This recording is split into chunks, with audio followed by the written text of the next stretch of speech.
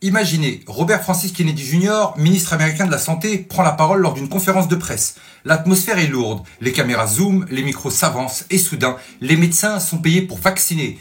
Plus de 36 000 praticiens ont vu leur remboursement médicaire modifié en fonction de leur taux de vaccination infantile. Ce n'est pas de la médecine, c'est de la coercion. En quelques mots, il expose une réalité que beaucoup pressentaient. Le système médical a été détourné pour devenir une machine à quotas, non une mission de soins. Et vous, que ressentiriez-vous si vous découvriez que vos prescriptions n'avaient pas été décidées pour votre santé, mais pour remplir des objectifs financiers ?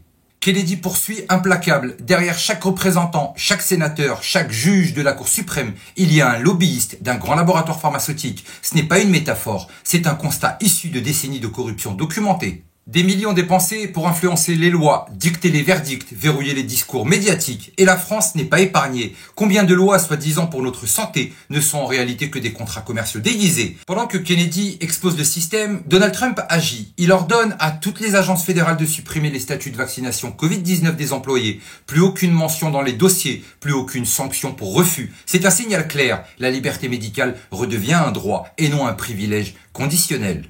Ce geste vise à effacer des années de discrimination envers ceux qui ont simplement dit non. Kennedy lâche alors une phrase qui résonne comme un coup de tonnerre. Les théoriciens du complot avaient raison depuis le début, surtout sur le Covid, sur les traces chimiques, sur la tromperie gouvernementale. Pendant 3 ans, ces personnes ont été insultées, censurées, bannies. Aujourd'hui, la vérité émerge et avec elle, la question « Qui va rendre des comptes pour avoir piétiné la liberté d'expression ?» et la vérité scientifique. Oui, je vous ai pas oublié, hein. Vous étiez prêts à nous foutre sur le bûcher pendant le Covid juste parce qu'on s'interrogeait et qu'on n'avait pas du tout confiance. Et finalement, on a bien fait. On peut continuer.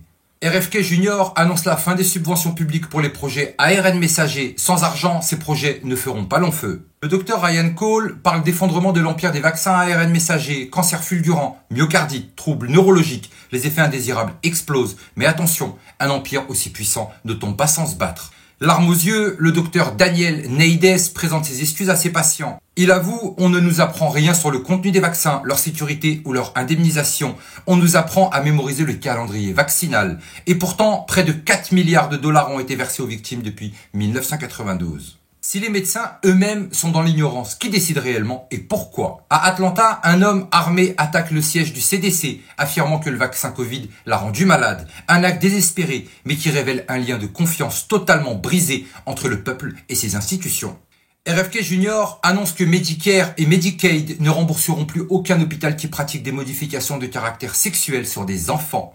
Une décision qui provoque déjà une guerre culturelle d'ampleur. Car derrière cette mesure, c'est toute une question éthique et sociale qui explose. Et pendant que ces débats agitent l'Amérique, souvenons-nous qu'en France, dès 2018, Agnès Buzyn, alors ministre de la Santé, a rendu obligatoire 11 vaccins sur les nourrissons. Un cocktail injecté dès les premiers mois de vie. Diphtérie, tétanos, poliomyélite, coqueluche, hépatite B, rougeole, oreillon, rubéole. Parfois combiné avec des adjuvants, aluminium et autres composants discutables. Cette mesure a été imposée sans réel débat public et sous la menace d'exclusion de crèches et écoles. Et qui était aux manettes pendant le Covid? La même Agnès Buzyn, dont la gestion a été un désastre. Minimisation du risque au départ, pénurie de masques, contradiction permanente et un départ précipité pour l'OMS. Alors que la crise explosait en France. Aujourd'hui, nous savons que le discours officiel sur la sécurité vaccinale n'était pas si clair qu'on le prétendait. Combien de parents inquiets ont été traités comme des irresponsables, voire des criminels, simplement pour avoir voulu protéger leurs propres enfants.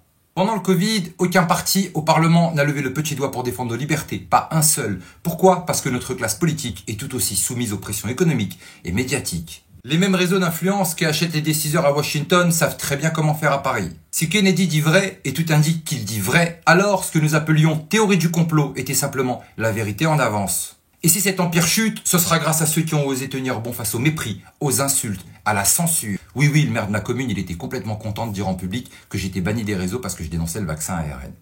N'importe quoi. La question est là. Allons-nous, en France, reprendre notre souveraineté médicale ou allons-nous attendre que l'histoire se répète avec encore plus de dégâts? Ce qui se joue en ce moment n'est pas seulement américain, c'est mondial et la vérité finit toujours par sortir. Mais surtout n'oubliez pas, on n'est clairement pas au bout de nos surprises.